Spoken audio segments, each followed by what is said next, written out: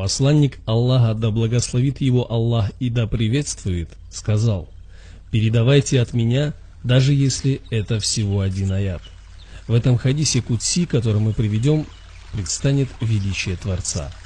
Аллах говорит: «О сын Адама, я поместил тебя в утробу твоей матери и защитил твое лицо оболочкой, чтобы ты не питал отвращения к ее матке, и обратил твое лицо в направлении спины твоей матери, чтобы тебе не повредили запахи ее пищи, и подержал тебя подставкой справа от тебя и слева от тебя. Что касается правой, это печень, что касается левой, это селезенка. И я научил тебя стоянию и сидению еще в утробе твоей матери.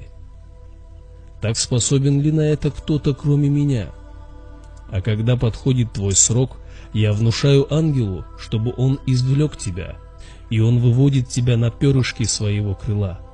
И нет у тебя зуба, которым бы ты раскусывал, и нет у тебя тогда руки, которой бы ты хватал, и нет у тебя тогда ноги, которой бы ты ходил.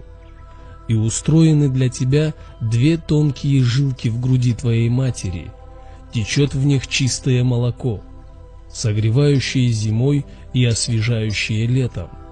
И я бросил любовь к тебе в сердца твоих родителей, и они не насыщаются, пока ты не насытишься, и они не ложатся спать, пока ты не уснешь.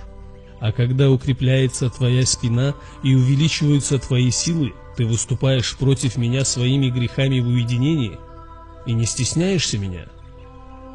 И вместе с этим, если ты обратишься ко мне с молитвами, я отвечу тебе. Если попросишь меня, я дарую тебе. А если обратишься ко мне с покаянием, я приму тебя».